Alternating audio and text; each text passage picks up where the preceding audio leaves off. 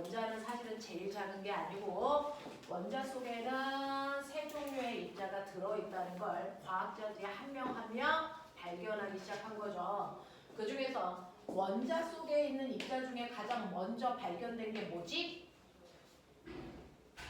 죽여버린다! 원자 속에 있는 세 종류의 입자 중에 가장 먼저 발견된 게 뭐야? 전자야, 전자. 됐어? 그래서 가장 먼저 첫 번째 발견된 게 전자 발견이고 전자를 발견한 과학자의 이름이 누구게? 세령. 누구게? 이놈의 새끼들이 문제 풀어왔다면서 이씨. 톰슨. 아저씨. 됐어? 톰슨이 전자 발견하기 위해서 했던 실험을 뭐라 그러게? 와, 이런 씨. 전자인 마이너스 음극을 발견하는 거니까 얘를 음극선 실험 이렇게 얘기했던 거 기억나? 그래서 톰슨은 이렇게 금속 덩어리한테요. 자유전자가 두글두글하니까 자유전자를 탈출시키기 위해서 엄청나게 큰 에너지를 가지고 있는 빛에너지를 쏘는 거야.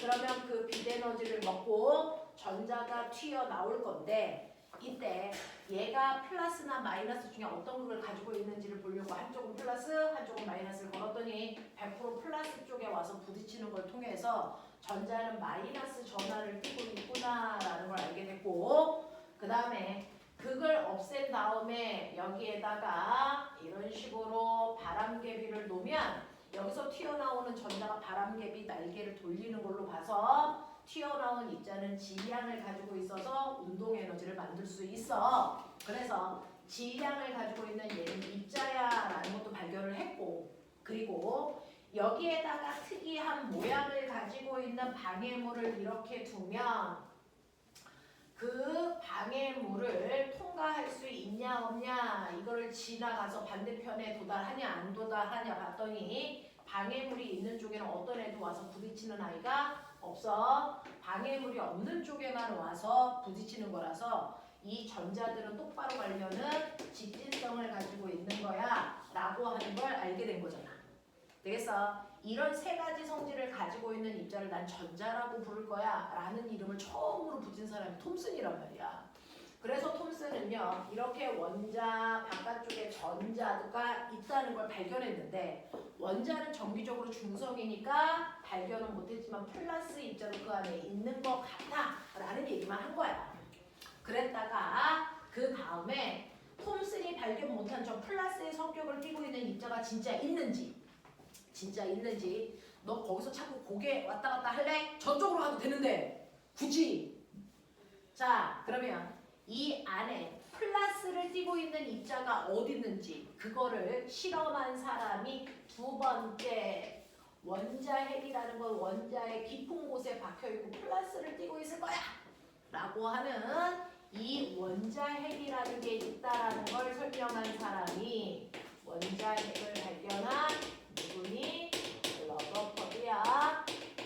그래서 러더퍼드는 원자핵은 깊은 곳에 쑥 들어가 있어서 빛에너지 잘 흡수 못하고 바깥쪽에 전자에 있어서 얘만 튀어나온 거야 라고 생각한 거잖아. 그래서 자기의 생각이 맞는지 금속을 얇게 금속박으로 만들어.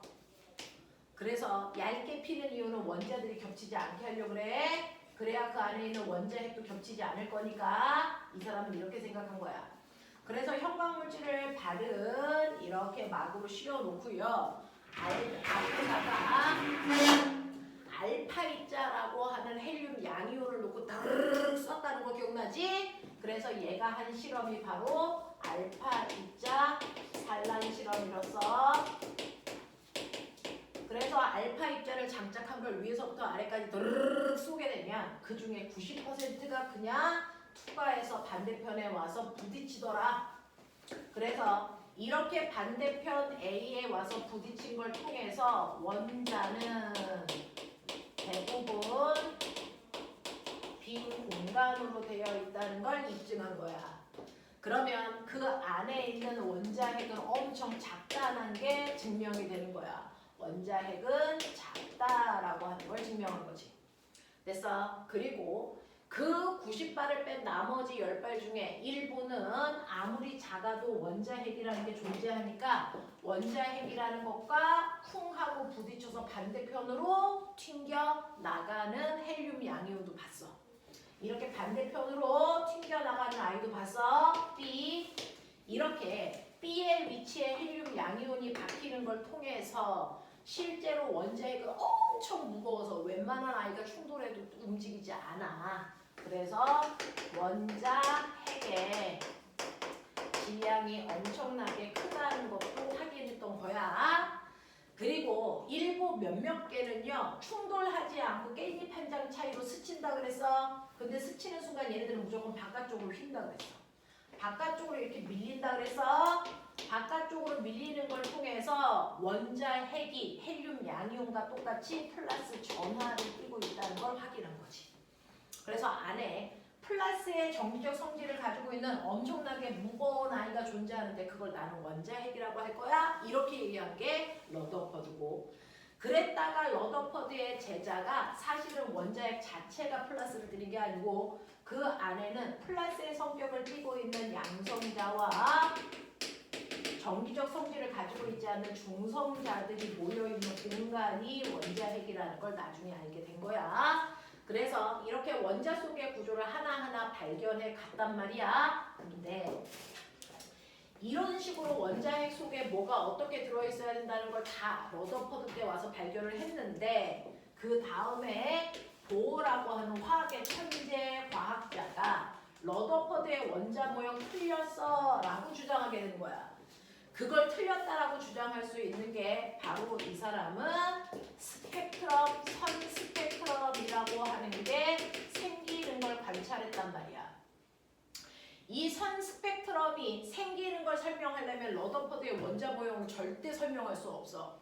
그래서 그걸 설명하기 위해서 얘는 전자 껍질이라고 하는 에너지가 결정되어 있는 공간, 그걸 에너지 준위가 있는 곳을 에너지 준위가 있는 그 공간이 있다라고 생각해야 된다라고 설명한 거야.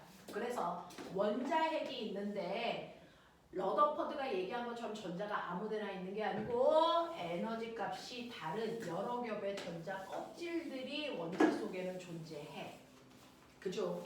안쪽 껍질부터가 우리가 1번, 2번, 3번 그래서 무한번째 껍질까지 있는데 무한번째 껍질 쪽으로 갈수록 에너지가 큰 거야. 그래서 에너지가 너무 커서 무한번째 껍질의 에너지는 우리가 0이라고 하고 나머지 껍질의 에너지를 마이너스 값으로 한다. 그래서 자, 그중 전자가 몇 번째 껍질에 있느냐에 따라서 전자들은 에너지 값이 결정돼요. 만약에 첫 번째 껍질에 있다면 그 전자는 마이너스 1의 에너지를 가져.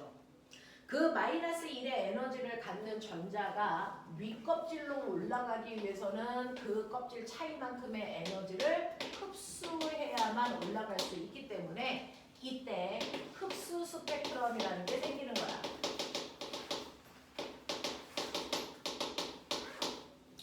자, 그런가 하면 올라갔던 전자들이 아래 껍질로 내려올 때 그 껍질과 껍질 사이의 에너지 차이만큼의 에너지를 방출하기 때문에 이때 방출 스펙트럼이라는 게 생겨.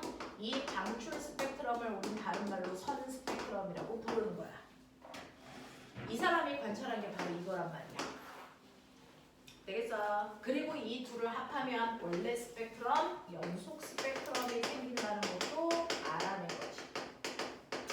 그렇다면 전자들이 이렇게 올라갔다 내려갈 때 에너지를 흡수 또는 방출하는 건 각각 전자들이 있는 위치의 에너지 값이 다르다는 걸 입증하게 된 거야.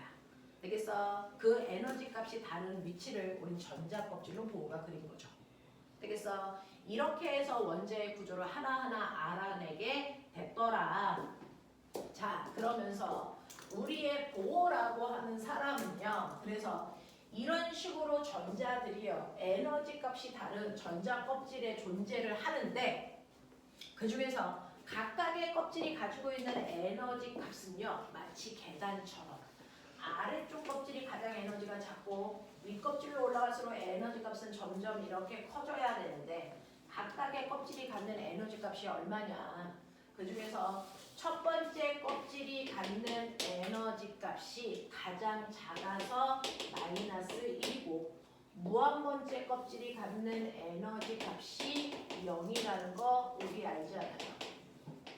그러면 나머지 껍질의 에너지 간격이 등 간격이야? 그거 아니라는 거죠. 그래서 첫 번째 껍질과 두 번째 껍질 사이의 에너지 차이가 제일 커. 그래서 이 에너지 차이가 무려 전체 1 중에서 4분의 3만큼의 차이가 나야 되고 윗껍질로 올라갈수록 에너지 차이는 점점 줄어들어. 그래서 우리가 껍질의 간격을 에너지 차이로 그리기 때문에 점점 위로 갈수록 선이 다르르 달라붙는 이런 구조야. 그중 전자가 몇 번째 껍질에 있던 상관없이요. 그 전자들이 첫 번째 껍질로 내려올 때 가장 많은 에너지를 방출하면서 내려와. 그때 방출되는 광선이 뭐라고? 무슨 광선? 세 개 있죠. 3개 있어. 뭐였어? 자외선. 첫 번째 껍질로 내려올 때 가장 센 에너지를 가지고 있는 자외선을 방출하면서 내려온다는 걸 라이먼이라는 과학자가 알아내서 이걸 라이먼 계열이라고 해. 3개 있어. 자, 그 다음에 두 번째 껍질로 내려올 때가 두 번째로 큰 에너지를 방출하면서 내려오는 거야. 이 두 번째 껍질로 내려올 때가 무슨 광선? 그렇죠. 가시 광선에 해당되는 에너지를 방출한다는 걸 발머라는 과학자가 알아내서 발머 계열 이렇게 얘기하고요. 세 번째 껍질로 내려올 때가 세 번째로 큰 에너지를 방출하면서 내려오는 거야. 자, 이때 방출되는 게 뭐니 그러면? 자외선, 가시광선, 그다음 뭐겠어? 적외선. 그래서 세 번째 껍질로 내려올 때가 적외선에 해당되는 에너지를 방출하면서 내려온다는 걸 파셴이라는 과학자가 알아내서 파셴 계열 이렇게 얘기하는 말이야. 되겠어? 근데 똑같이 첫 번째 껍질로 내려오는 애들 얘도 자외선, 얘도 자외선인데 같은 자외선이라도 에너지 크기가 달라.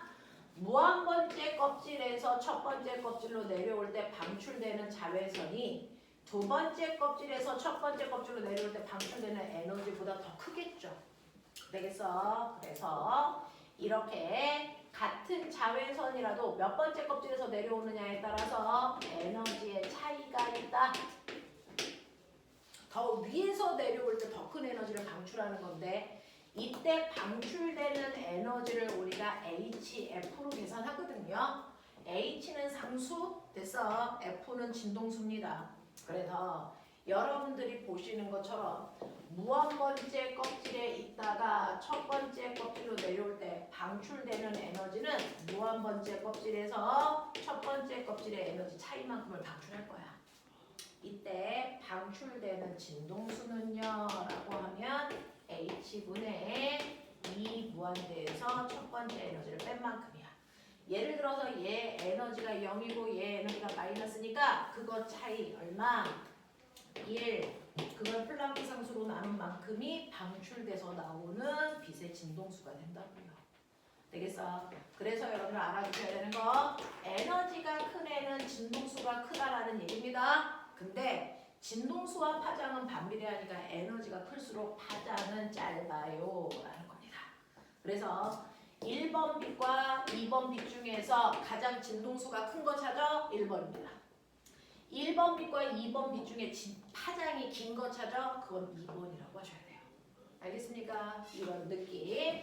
이런 느낌으로 여러분들이 방출되는 에너지도 비교할 수 있으시면 된다 라는 얘기겠어. 그래서 그것과 관련된 문제를 너네들이 풀어왔을 텐데 그 중에서요 첫 번째 24페이지 25페이지 지우개인가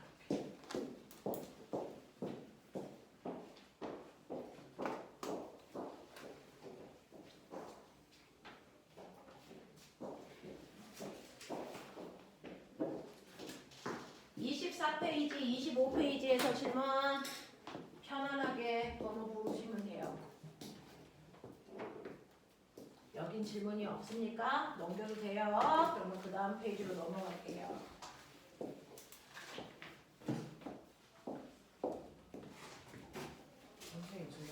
개념 적용 문제는 숙제 아니지 않았어요? 아니었어요? 네, 그럼 넘길게요. 그 뒤는 넘어가고요. 그래서 이런 문제가 있었고 두 번째 32페이지요. 32페이지는 고체 에너지 띠 이론과 물질의 전기 전도도. 그래서 그러면 이런 구조를 가지고 있는 원자들은요, 사실은 이 부분이 여러분들 영재 과거 입시에는 전혀 상관이 없어요. 왜? 중학교 때 배웠던 부분이 아니기 때문에 영재 과거 입시에는 사실은 나오지 않는 부분이에요. 그냥 여러분들이 선행을 하고 있는 부분 중에 조금 더 깊게 이해하라고 선생님이 그냥 해드리는 거예요.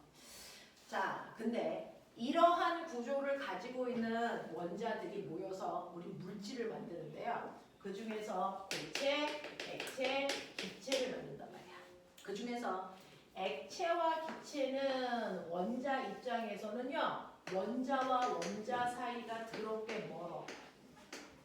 그래서 각각의 원자에 원자핵이 있고 그 바깥쪽 껍질에 전자가 있는데 그 전자들이 첫 번째 껍질에 전자 들어가고 두 번째 껍질에 전자 들어가고 얘도 첫 번째 kop질에 전자 들어가고 두 번째 껍질에 전자 들어가는데 너무 멀리 떨어져 있어서 전자들이 서로 간섭할 수 없어. 그래서 자기가 원하는 위치에 움직이면서 전자들이 포진할 수 있는 상태가 액체랑 기체야. 근데 우리가 물리 시간에 배우는 고체는요, 원자 구조가 이렇게 작은 점 하나에 원자가 100만 개쯤 모여 있다 했잖아. 그러니까 원자가 겹쳐야 된다고 그랬어. 자, 이때 원자가 겹칠 때요, 원자 핵도 겹치는데요, 거기에 들어가 있는 전자들의 전자 껍질과 전자도 겹쳐야 되는 상황인데 이게 너무나도 가까이 있어서 얘네들이 겹칠 때요, 전자는 포개질 수 없어요. 지네들끼리 밀어내는 trọng 력 때문에. 그래서 겹칠 수 없으니까 첫 번째 껍질이 완벽하게 겹치지 않고 살짝 어긋난 상태로 전자가 존재한다. 살짝 어긋난 상태로 전자가 존재한다. 두 번째 원자, 세 번째도 전자 껍질, 첫 번째 껍질에 전자가 있어야 되는데 겹칠 수 없으니까 살짝 이렇게 어긋나서 껍질들이 존재하다 보니 이 껍질들이 두꺼워질 수밖에 없다. 되겠어? 그래서 고체는 이 두꺼운 첫 번째 껍질들이 모여있기 때문에 고체는 전자 껍질이라고 안 하고 전자 띠라는 구조를 가질 수밖에 없다. 그 중에서 전자가 들어있는 전자띠들 중에 가장 바깥쪽 띠요. 얘는 첫 번째 띠에도 전자 있어, 두 번째에도 있어, 세 번째 띠까지 전자 있어. 그러면 마지막 세 번째 띠가 전자들이 들어있는 가장 마지막 전자띠겠죠. 자, 전자가 들어있는 가장 마지막 전자띠를 우리는 원자가 띠라고 합니다. 이 원자가 띠에 전자가 들어갈 수 있는 공간을 선생님은 3개씩만 그릴게요. 3개가 있는데 얘는 꽉 찼어. 그래서 전자들이 자유롭게 움직일 수 없어서 자유전자를 안 가지고 있어. 얘가 바로 부도체나 반도체 구조다. 근데 원자가 띠에 빈 공간이 있어서 전자들이 자유롭게 움직일 수 있는 자유전자를 많이 가지고 있는 구조가 고체다 이랬어요. 자, 그리고 나면 나머지 위에 있는 띠들은 전자가 없는데 띠들이 두꺼워지다 보면 띠들이 겹치기도 하더라. 안 겹친 경우도 존재하고요. 자, 전자가 존재하지 않는 나머지 띠들을 우리가 다 싸잡아 전도띠라고 하는데 전자들이 윗뒤로 올라갈 때요, 그걸 도약한다 그러는데 이 간격이 넓을수록 도약하기 어려우니까 더 많은 에너지를 흡수해야 점핑한단 말이야. 근데 얘는 띠가 겹쳐져 있으니까 에너지 흡수할 필요 없이 전자가 마음대로 윗껍질로도 올라갈 수가 있죠. 그래서 도체들은 옆으로도 자유롭게 위로도 자유롭게 움직일 수 있는 구조를 가지고 있는 게 바로 도체 구조다. 그래서 전류가 자라는 거다. 근데 부도체는요, 원자가 띠도 꽉 찼지만 위에 있는 전구띠 사이의 간격이 엄청나게 넓어서 엄청나게 많은 에너지를 얻어야만 위로 올라갈 수 있는데 그럴 확률이 거의 제로에 가까운 아이들이 바로 부도체다. 거기에 비해서 반도체는 원자가띠와 전도띠 사이가 사실은 좁다. 그래서 조금만 에너지를 흡수해도 금방 한 놈이 올라가서 나머지들이 자유롭게 움직일 수 있는 상태. 그래서 자유전자를 만들어서 전류가 충분히 흐를 수 있는 상태가 반도체예요. 이렇게 얘기했어요. 됐죠? 자, 그래서 도체, 부도체, 반도체라고 하는 구조적 특징을 보여드렸단 말이야.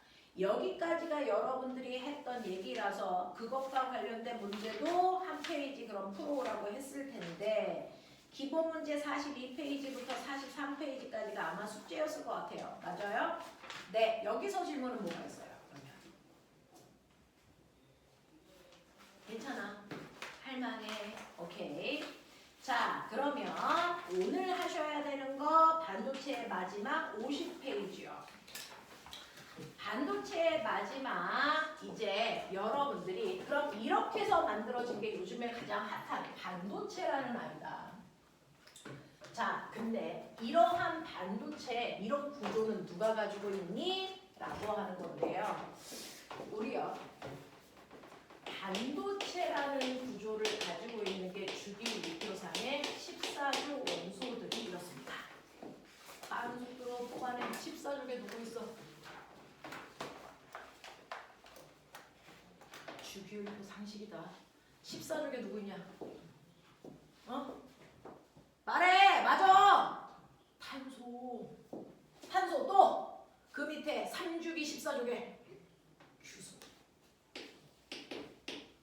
됐어. 네. 점화유 뭐 이런 애들이 있단 말이야. 근데 우리는 20번까지 외웠으니까 점화유는 몰라도 돼. 이런 애들이 14족에 속하는 얘네들이 바로 순수 반도체입니다. 그죠?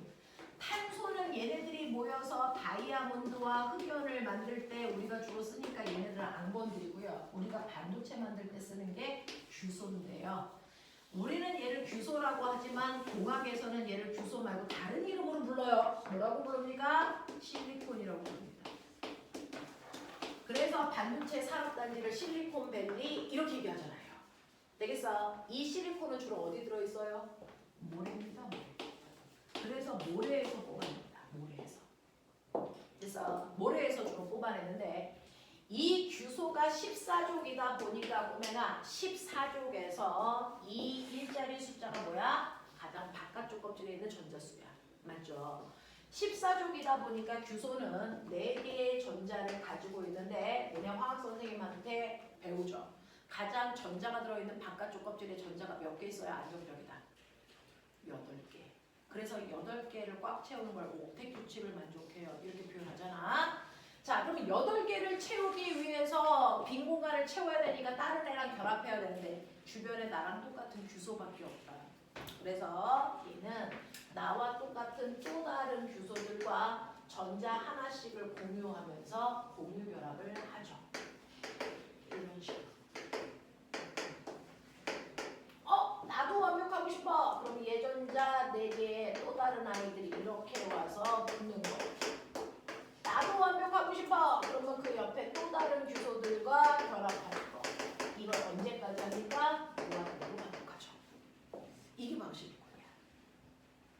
되겠어? 자, 이렇게 한 종류의 원소로만 되어 있는 이 반도체를 우리는 물리에서 뭐라고 그러냐면 얘를 순수 반도체라고 부릅니다.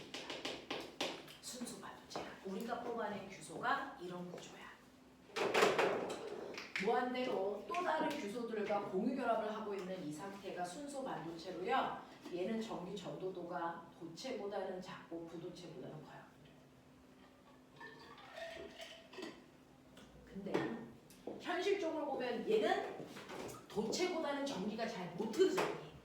그래서 얘가 도체만큼 전류가 잘 흐르게 전기 전도도를 뭐 시키고 싶냐면 향상시키고 싶어.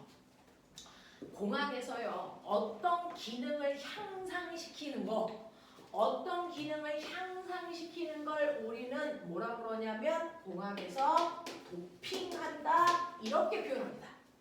그래서 전기 전도도를 도핑하고 싶어. 이 도핑이라는 단어 익숙하죠. 운동선수들이 운동 기능을 불법으로 향상시켰는지 도핑 테스트합니다.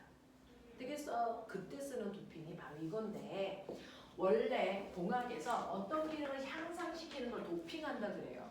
그러면 전기 전도도를 향상시키기 위해서는 어때야 돼? 자, 이 새끼가 너무 순수해서 전기가 잘 안 흐르는 거야. 그러니까 약간 때를 묻히자. 그래서 순수하지 않은 불순물 반도체를 만들자 이렇게 된 거예요. 자, 그러면 불순물 반도체라는 거 어떻게 만들어야 되는데 그래서 왜 전기 전도도가 좋아지는데 이 얘기입니다.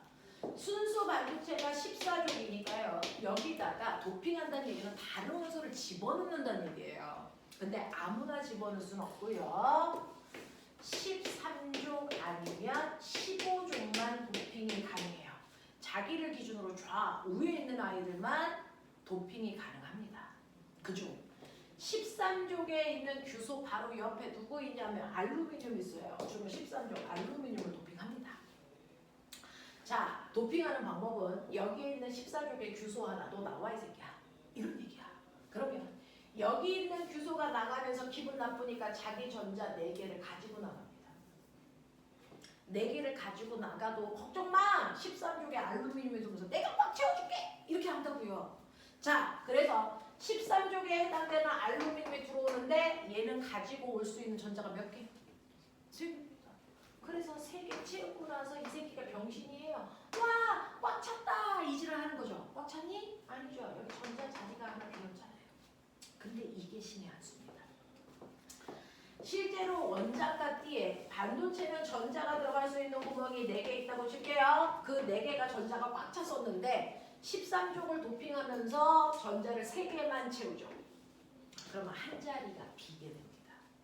한 자리가 비니까 나머지 전자들이 자유롭게 움직일 수 있는 자유전자가 되는 겁니다. 그래서 전기가 잘 흐르게 되는 거야. 되겠어? 그러면 이때 전자가 있어야 되는데 전자가 들어가지 않는 이 빈 공간을요. 얘를 우리는 구멍 공자 써서 공이라고 하고요. 원래는 마이너스가 있었어야 되는데 마이너스가 빠지니까 상대적으로 플러스의 성격을 띠는 구멍처럼 보여. 그래서 양의 성질을 가지고 있는 구멍, 양공이 생겼어요. 이렇게 표현합니다. 그래서 13족을 도핑하면 양공이라는 게 생기기 때문에 전류가 잘 흐르게 됩니다. 마치 도치처럼.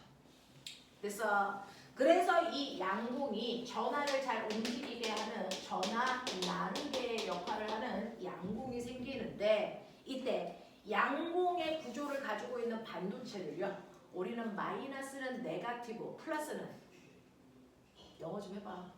포지티브. 그래서 이 반도체를 포지티브형 반도체, 그래서 P형 반도체라고 부르는 겁니다. 자, 그래서 P형 반도체는 양공을 가지고 있는 반도체 구조 13족을 도핑한 애를 얘기합니다. 자, 그런가 하면 15족을 도핑할 수도 있는데 규소 옆에 있는 인이라는 아이 15족을 도핑한다고 쳐봐. 그러면 규소 너 나와! 라고 하면 규소가 있던 자리가 빠졌잖아요. 그러면 그 자리를 인이 들어가면서 걱정 마, 내가 꽉 채워줄게 이렇게 한단 말이죠. 자, 그러면서 인이 들어가는데 인은 최외곽의 전자가 무려 5개 있어. 그래서 5개를 여기다가 이렇게 채우려고 하는 겁니다. 들어갈 수 있는 공간이 4개밖에 없잖아. 그러니까 여기에 전자가 이런 식으로 4개가 꽉 찼는데도 전자 하나가 남어. 그렇다고 여기에 억지로 못 집어넣어. 그럼 어떡하니? 그 위에 있는 전도띠에다가 나머지 전자 하나를 올려. 그러면 얘 빼고 그 옆이 다 빈 공간이기 때문에 얘가 자유롭게 움직일 수 있는 뭐가 만들어지는 거야? 자유전자를 만들 수 있는 거죠. 그래서 15족을 도핑하는 순간 자유롭게 움직이는 자유전자가 전류를 잘 흐르게 하는 전하 나르게 역할을 하기 시작합니다.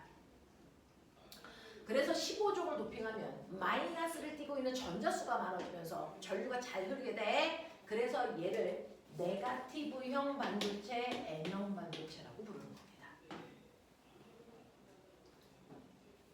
그래서 반도체는 그래서 지구상에 2 종류 있습니다.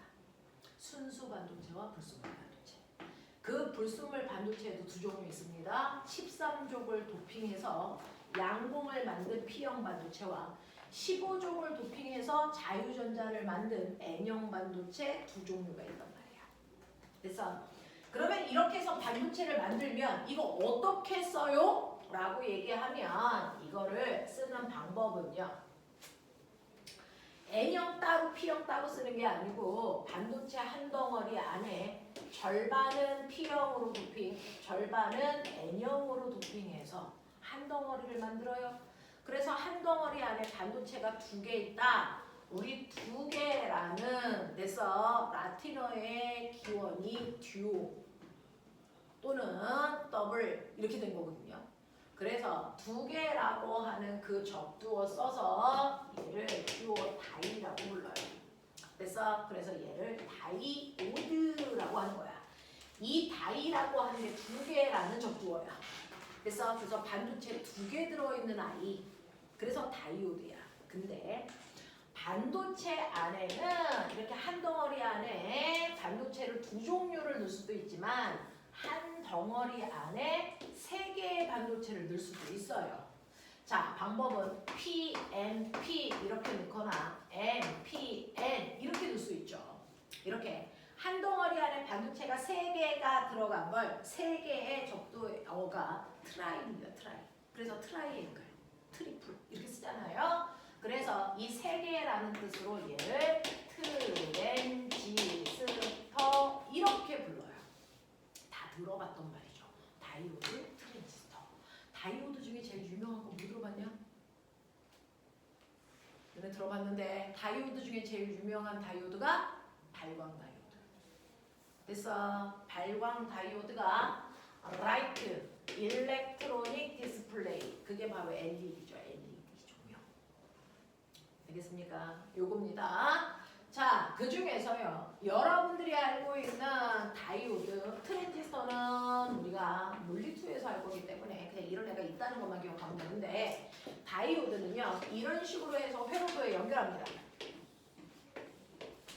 연결을 하는데 이때 P형 쪽과 N형 쪽에 전압에 무슨 극이 가야 돼? 이거 거꾸로 연결하면 전기가 안 흘러요. 그래서 항상 P형 쪽에 플러스 극이 오게끔 연결해야만 전류가 잘 흐릅니다. 그래서 P형 쪽에 플러스가 오게끔 연결하는 전압을 우리가 순방향 전압을 걸었어요. 이렇게 얘기할 거야. 순방향 전압을 걸었어요.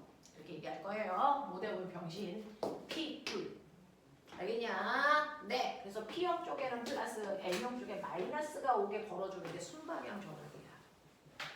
근데 이게 왜 전류를 잘 흐르게 하냐? P형 쪽에는요. 플러스의 속력을 띠고 있는 양봉이 드글드글한데 거기다 플러스를 걸어. 어떻게 돼? 플러스가 플러스를 밀게 줘. 전기 때문에. 그래서 이 양봉들이 밀립니다. 어디로? 바로 접합면 쪽으로. 유명한 단어입니다. 기억하셔야 돼요. 접합면 쪽으로 몰립니다. 그리고 N형 반도체 쪽에 마이너스를 거는데 N형 반도체 쪽에는 자유전자들이 드글드글해요. 그래서 마이너스를 거는 순간 청력 때문에 얘도 밀립니다. 어느 쪽으로? 접합면 쪽으로. 그래서 양공과 자유전자가 만나면 자유전자는 그동안 갈 곳이 없어가지고 전자들이 못 움직였는데 공간이 없어서 여기 양봉이 있으니까 이걸 타고 전자가 아싸! 그리고 이렇게 흘러버려요. 그래서 잘 흐르게 되는 거야. 되겠어? 그래서 이렇게 다이오드에서는 N형 쪽에서 P형 쪽으로 전자가 이렇게 갑니다. 전자가. 그러면 전류는요. 전자와의 반대 방향의 흐름이니까 전류는 이렇게 흐르겠죠. 플러스에서 마이너스 방향으로 전류가 흐르게 되는 겁니다. 이게 바로 다이오드 구조야. 이게 다이오드 구조야. 그래서 P형 쪽에서 N형 쪽으로 전류를 보내줘 라는 뜻으로 우리는 P형을 이렇게 표현합니다. N형을 이렇게 표현하는 다이오드 구조에서 나타내는 기호입니다. 됐냐? 삼각형이 P형, 막대기가 N형 이렇게 표현해요. 그래서 전류를 이 방향으로 흐르게끔 해줘 라는 뜻입니다. 근데 꼬맹아 이 기호 우리 낯익어 어디서 봤죠? 모든 전기 제품에 있는 이게 플레이 버튼이야. 번 누르면 순방향 전압이 걸려서 전류가 흐르면서 됐어 작동해. 근데 한 번 더 누르면 건전지를 거꾸로 뒤집어 역방향 전압을 걸어서 일시 정지하게 만드는 거예요. 되겠어? 이겁니다. 그러면 선생님 역방향으로 걸면 왜 전류가 안 흐르는데요? 역방향으로 걸면 꼬맹아 여기가 P형이었고 여기가 N형인데 여기다 마이너스를 걸어. 그러면 여기에 있는 드글드글한 양공은 얘 때문에 이쪽으로 끌려가. 여기다 플러스를 걸어. 그러면 여기 있던 자유전자들이 이쪽으로 끌려오잖아. 근데 이쪽으로는 전자가 갈 수 있는 공간이 없어. 그러니까 얘가 못 움직여.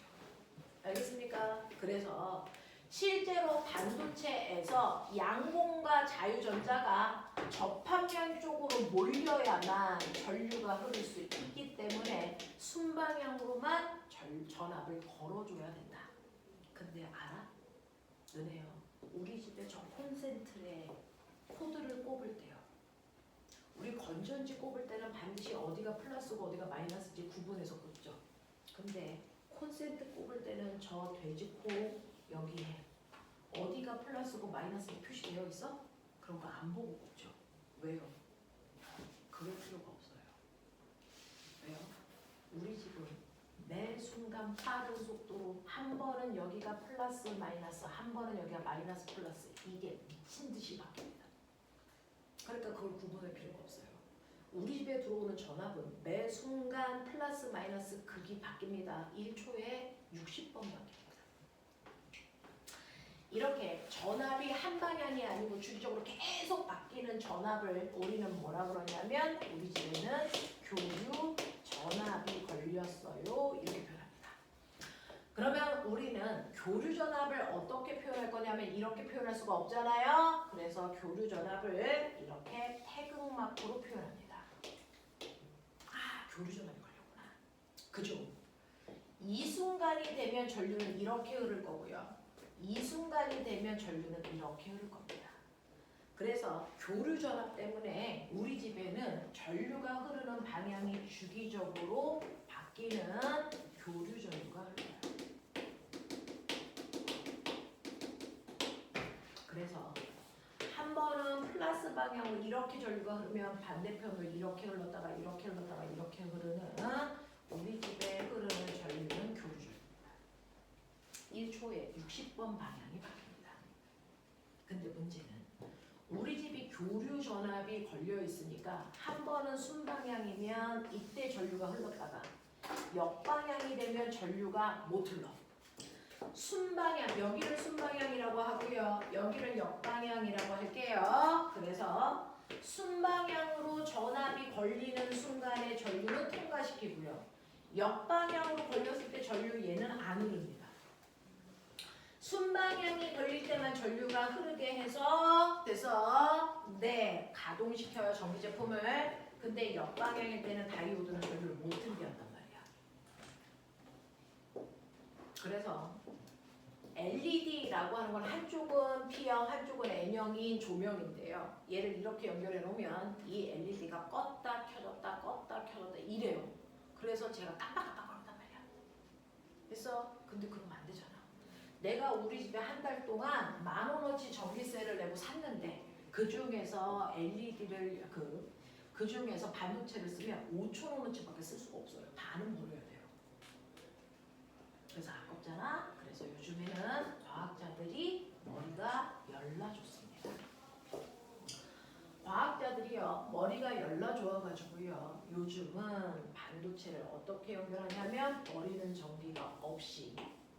그래서 전류가 흐르게 하기 위해서요 여기에 이렇게 다이아몬드 형태로 반도체를 연결합니다.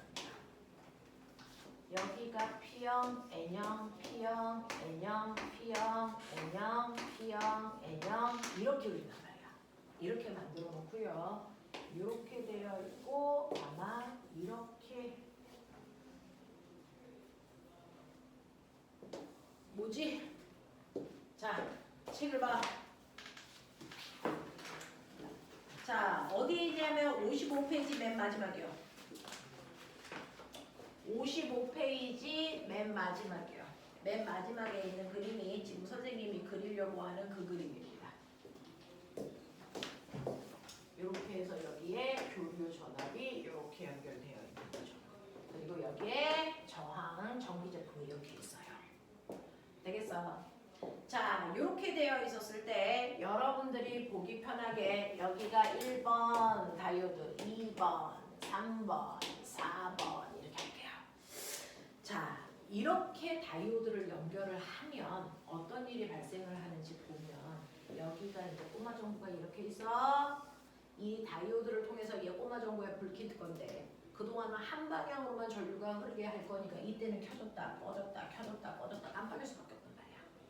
근데 그러지 않게 하기 위해서 이렇게 연결을 하면 한 번은요 꼬맹아 교류 전압에서 이 순간이 됐다고 치자. 여기가 플러스 여기가 마이너스. 그러면 플러스 쪽에서 전류가 이렇게 나가서 빨리 선택해. 여기서 몇 번 다이오드를 지나가냐? 몇 번을 지나가야 되냐? 몇 번을 지나갑니까? 일로는 갈 수 있지만 여기는 막히죠. 못 가요. 그래서 이때는 2번 다이오드를 지나서 저항에서 전류가 이 방향으로 흘러서 이렇게 왔다가 되겠어요? 이렇게 왔다가 여기에서 어디로 갑니까? 4번 지나서 이렇게 들어갑니다.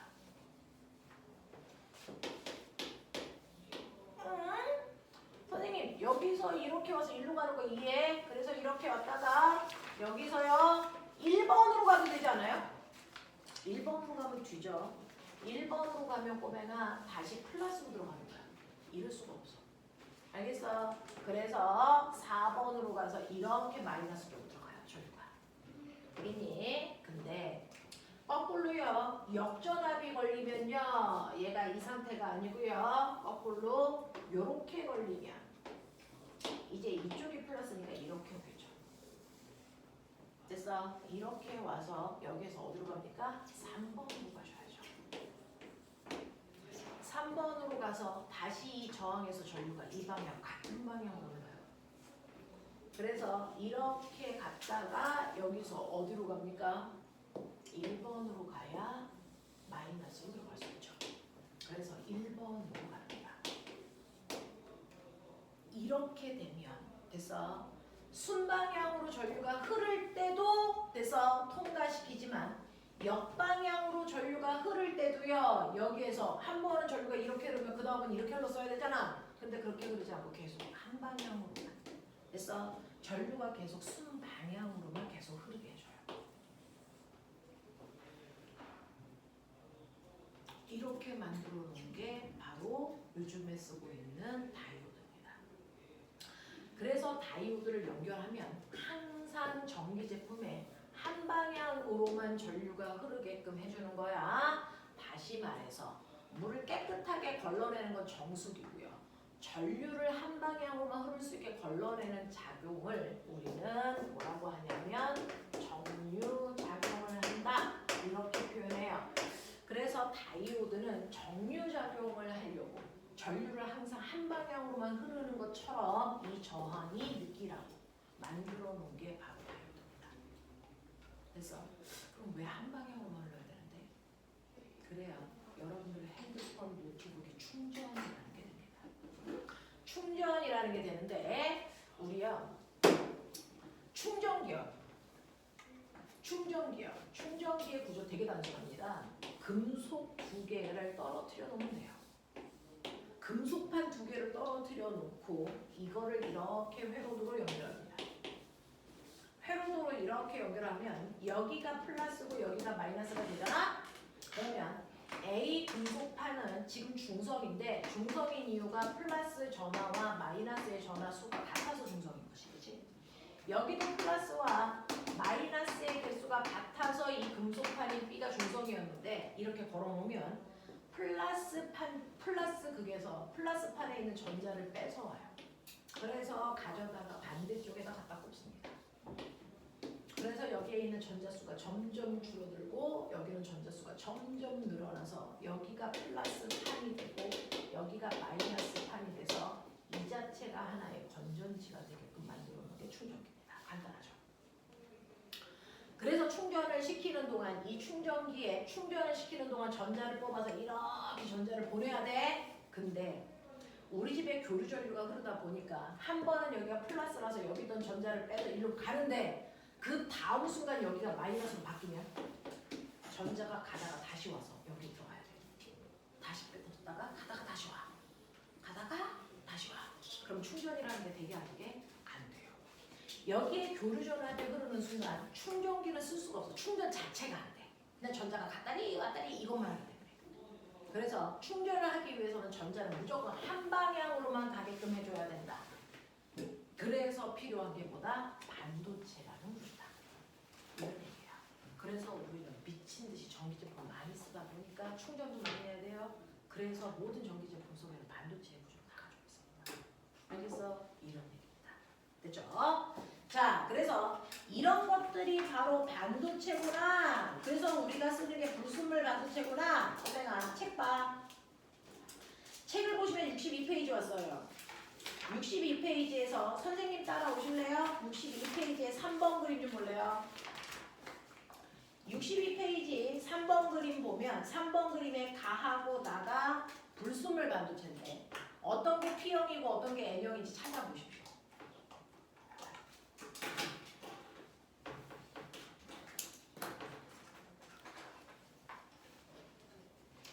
보셨어요? 어떤 게 P형이고 어떤 게 N형인지를 보셔야 되는데 그림 가를 보면 한가운데 거기 빨갛게 인이라고 되어 있죠. 그거 인이라고 안 써줍니다. 이 책은 지금 처음이라서 써주는 거지만 여기에 뭘 도핑했는지 그 원소의 종류 안 가르쳐줍니다. 대신에 그 옆에 보면 원래 잊지 말아야 되는 자리에 전자 하나가 있는 게 보입니다. 이렇게 P형 옆에 전자가 이렇게만 있어야 되는데 잊지 말아야 되는 여기에 전자 하나가 튀어나온 거 보입니다. 그래서 남하고는 전자가 있는 얘는 N형 반도체를 표현하고 있는 그림이야. 알겠어? 자, 근데 그 옆에 나를 보면 여기에 이렇게 알루미늄이라고 얘는 썼지만 원래는 안 써줘요. 알루미늄 옆에 있어야 되는 위치에 전자 하나가 없는 빈 구멍이 여기 하나에 이렇게 되어 있는 거 보이세요? 이게 바로 양봉꽃입니다. 그러니까 얘는 P형 반도체입니다.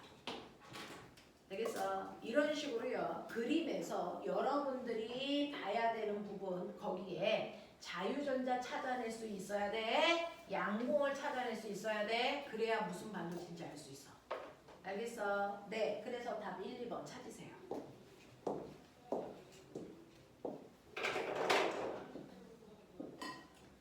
3-1, 2번에 다 찾아.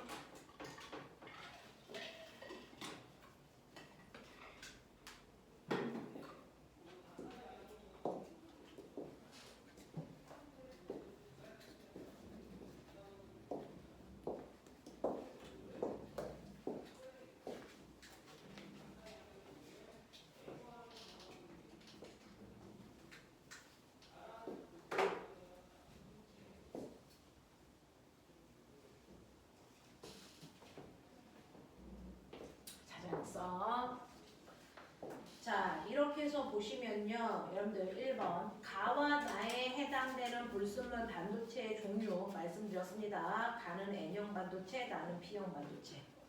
두 번째, 가와 나에서 주로 전하 나르게 역할을 하는 거 가는 자유전자고요. 나는 양공이라고 쓰시면 돼요.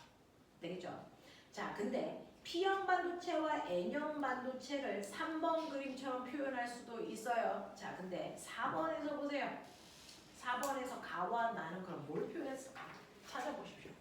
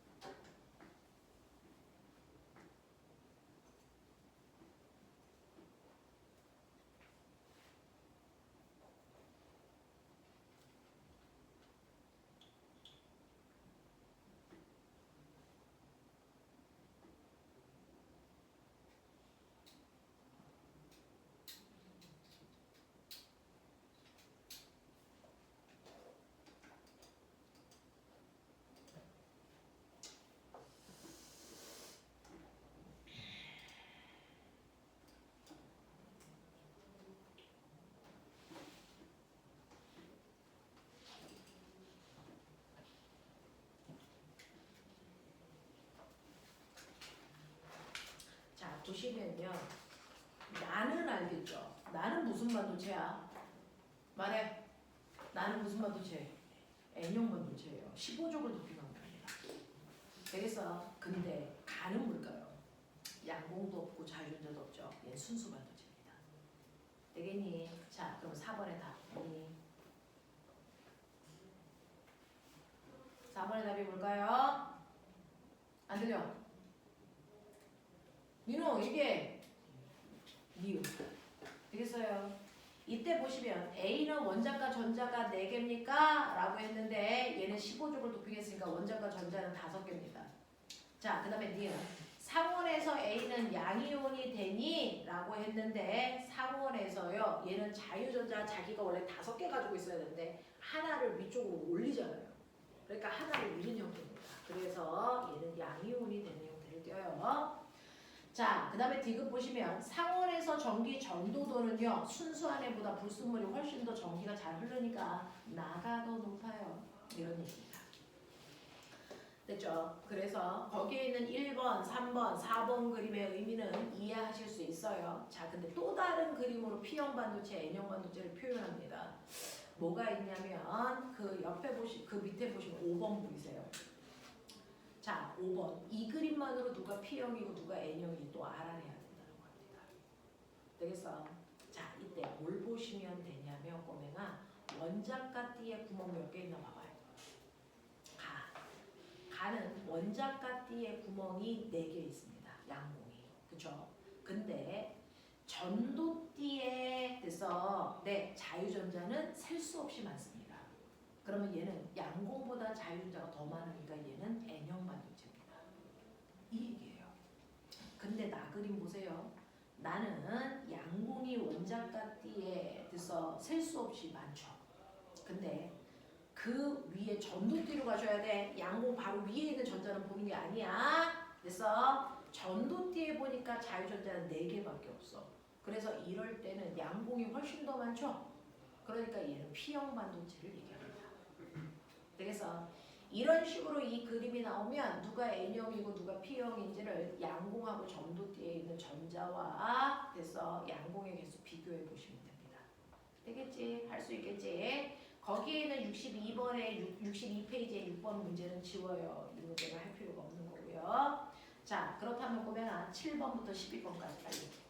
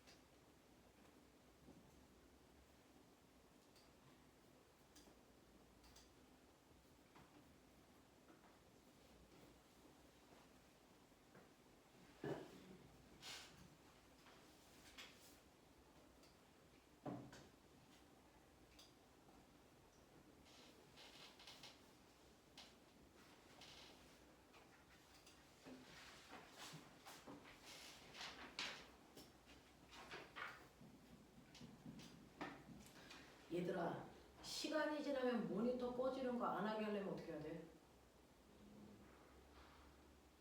왜 시간이 지나면 모니터가 까매지잖아. 항상 켜져 있게 하려면 어떻게 해야 돼? 이 새끼들이 야동만 보나? 이런 기술적인 부분을 알아야 될 거 아니야. 어떻게 하는 거지? 오빠 몰라? 조한 몰라? 네. 이씨, 이 과거 하겠다는 새끼들이 앉아가지고 이씨. 어떻게 하지? 설정 들어가서 만지면서 그러니까 설정 들어가서 만지고 있는데 그것 빼고 다 돼.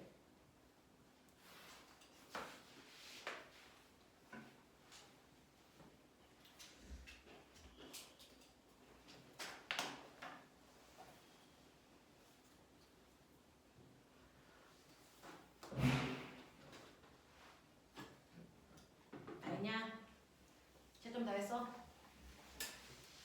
채점도 해야지. 상식적으로 아가들아, 이 아가 새끼들 그냥 7번부터 12번까지 빨리 채점해 보십시오.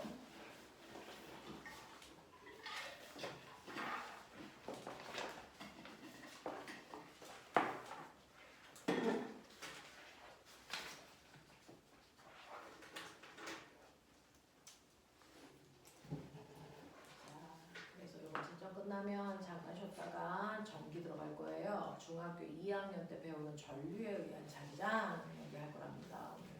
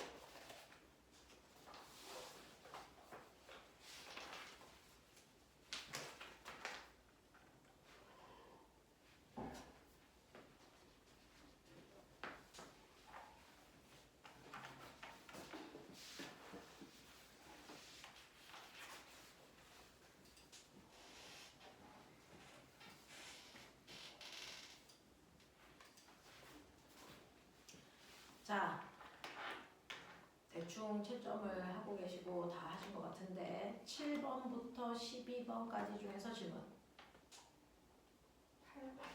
8번 보시면요. 8번은 그림은 불순물 반도체 A와 B를 접합해서 PN 접합 다이오드 만들었어요. A와 B의 주요 전하 나르게는 양공과 자유전자인데 A는 양공이 보이니까 P형 반도체고요. B는 N형이 그 자유전자가 보이니까 N형 반도체입니다. 그래서 기억 A가 P형이라는 거 맞는 얘기고요. 니은 B에서 접합면에 가까운 영역은 마이너스를 띈다라고 했는데 이게 틀린 거래요. 왜냐하면 이제 공학 쪽으로 들어가는 거야. 우리는 이제 물리를 했었는데 이렇게 반도체를 깊게 들어가면 물리가 아니고 공학으로 설명을 해야 되는 부분이 돼요. 이렇게 P형 반도체와 N형 반도체가 있어서 P형 반도체에는 양공이 이렇게 있고요. N형 반도체에는 자유전자가 이렇게 있는데 가까이 있으면 얘는 플러스를 띄고 얘는 마이너스를 띄니까 정전기적 능력에 의해서 붙습니다. 그래서 실제로는 양공과 자유전자가 이렇게 붙어 있어요. 그러면 얘는 플러스도 마이너스도 아닌 중성인 부분이 가운데 생겨요. 그래서 여기를 우리는 뭐라 그러냐면 이 부분을 결핍층 이라고 합니다. 결핍층이 생기면 그래서 여기 있는 전자가 양공을 만나러 가야 되는데 얘네들이 걸리적거려. 그래서 얘네들 때문에 얘가 잘 못 간다고요. 그러니까 이걸 밀어주기 위해서 최소한의 뭐가 필요하니? 전압이 필요해요. 그래서 네, 그래서 이 결핍층 또는 공핍층이라고 하는데 시간이 지나면 이게 두꺼워집니다.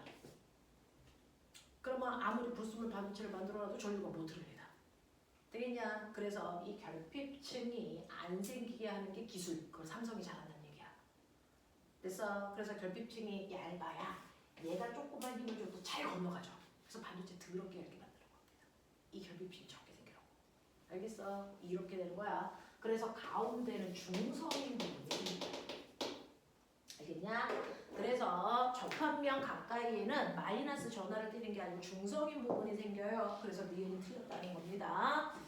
자, 디귿 접합면에서요 B에서 A 방향으로 전기장이 형성이 됩니다. 네, B에서 A 방향으로 전기장이 형성이 됩니다. 라고 하는 거는 맞는 거예요. 그래서 이런 식으로 되겠냐? 네, 여기까지 10분만 쉬었다가요 선생님하고 이제 전기 파트 갑니다. 반도체 부분은 다 풀었기 때문에 숙제 없어요. 전기 파트 하죠.